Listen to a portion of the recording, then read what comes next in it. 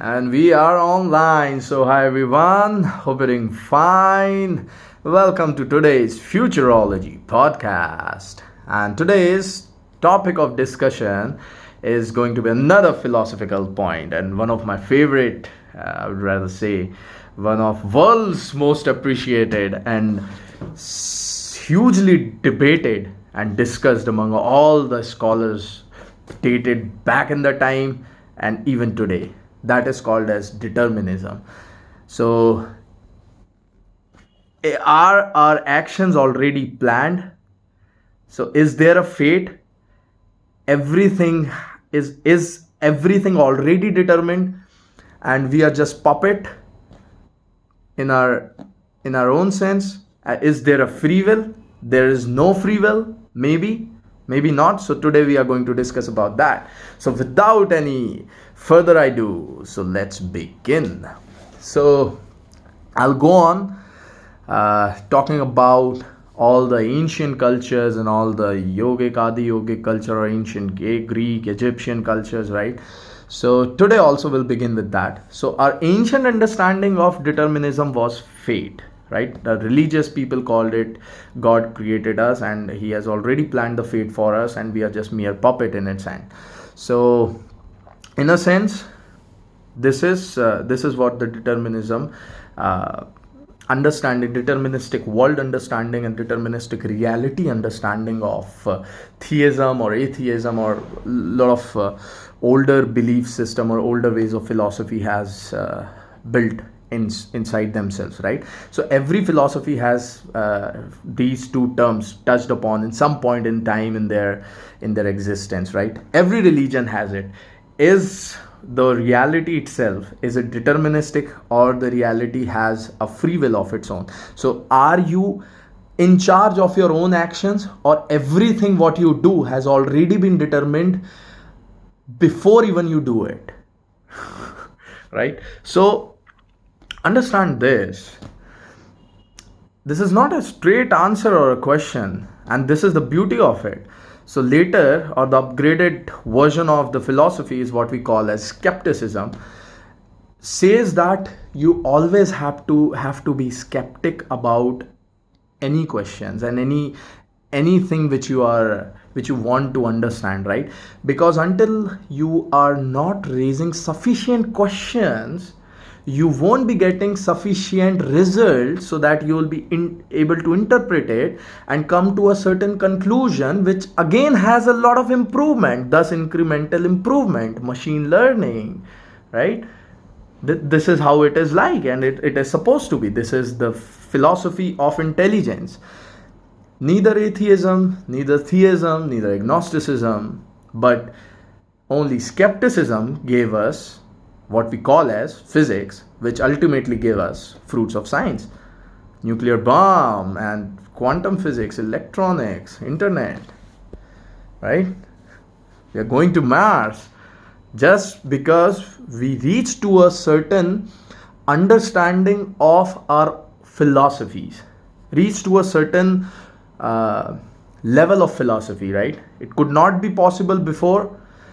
It is possible now because of the accumulated knowledge. Until people have written, older people, people from the past, thousands of generations, 5,000 ago, unless they have not written or passed the substantial knowledge, had we not reached to this point, right? Never. So these kind of topics should always be encouraged and discussed more than ever nowadays, because since machines are going to take a lot of our jobs, and automation and AIs are going to revolutionize the industry 4.0, 5.0 and 6.0.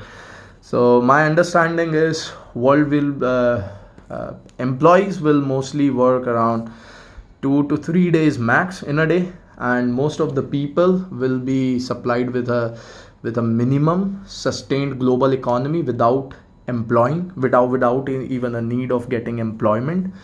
And yeah, that's what I'm talking about. Even if you are unemployed, you will be getting a minimum amount of salary. How cool is that? How absurd it sounds. So yeah, So my point is, these kind of topic will be discussed on and on and on, because we are there in a point in time where we have to take these kind of things very seriously, dead serious, because we have already made artificial intelligence to a point that it can challenge our intelligence and even surpass it in many aspects, many degree of freedoms. So my understanding is, you should always be skeptic and ask sufficient amount of question. Always seek for more questions. Don't just stop in one interpretation or two interpretations, right? Always keep on improving, iteration by iteration, right? This is the basic approach of new methodology of philosophy, which we call as skepticism, due to which we have evolved as science, due to which science has come, right? So my understanding is, so older philosophy used to call it as fate, but what the newer philosophy or the skepticism used to call determinism as, I'll tell you. So once the classical physics was developed, when Newtonian physics of motion, and to understand how the planet moves and all those things, calculus was invented to understand the interplanetary movement and all those things. And then came relativity. Einstein proposed a special theory in 1905, or general theory in 1915. So after that, our understanding was like, that was, by the way, the golden age of classical physics, or the golden age of classical science itself. So the golden age of classical science came to a conclusion that world is deterministic. Whatever is the final state of any object is predetermined by what is the force which is currently acting on it, right? So based upon the current state of the observation of on an object, you can very well determine what its state going to be after some time, or after another time, right? So now, after classical physics, modern physics came into existence, which is quantum physics, by the way. And quantum physics interpretation, or more famously known as the Copenhagen interpretation, was the golden age of quantum physics, right? So what it says that a particle is in superposed state, quantum particle, right? We are not talking about the macro particle. Now we are in the quantum realm. So we are going to talk about quantum particle. So these quantum particles are in superposed state. So either plus or minus, just for a reference. So these states are overlapped, superposed. Both states are at the same time, right? Until the observer has made an observation, its wave function get collapsed into either plus or either minus. So a conscious observation has to be there. A conscious observer has to make an observer in order to get the final interpretation of what is going to be the final state of it. Either it can be plus or either it can be minus. So the collapse only happen once the observation is made. So in a sense, quantum physics itself says the world or the reality is non-deterministic, where they appreciate existence of free will. Maybe there could be a free will also, because world is, or the reality as we know, is no more deterministic. It is seriously non-deterministic. But let me tell you this, leave the golden age of quantum physics right behind, because we are living in 2020. So what is the 2020 understanding of the modern understanding of quantum reality, my friend? So what is the modern understanding of quantum reality, or the 2020 interpretation? So an experiment has been performed several times. To this day, the interpretation of it is being changed, right? So the experiment name is, you can Google it right away. It is very special experiment. The name of it is delayed choice quantum erasure, right? So it says that the future of state of any particle can affect the past and change the past. So in a way, the two states are of any two quantum entangled particle are already fixed and predetermined.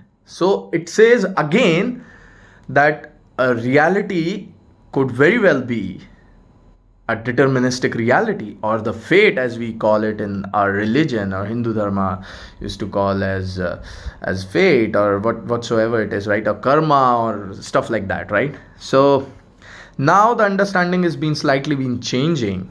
So remember this, I'm not saying to follow or believe in one understanding and discard all other possibilities. What I'm trying to make a point over here and trying to make a statement over here is, always try to go for skepticism, always try to ask more than hear more, right? Ask more or otherwise believe more, right? Always be skeptic in order to iteratively improve your cognitive abilities, your analysis, your approach towards reality, because every intelligence has its in its core what we call as iterative improvement or accumulative iterative improvement, right? It's the principle of machine learning. It's what you do in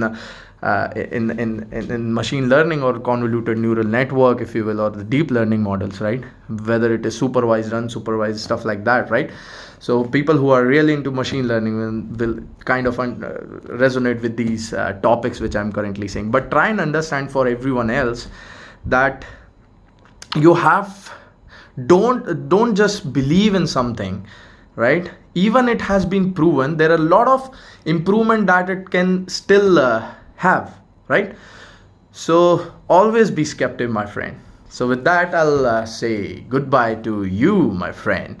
Until we meet for the next time, you have a good day. Bye bye.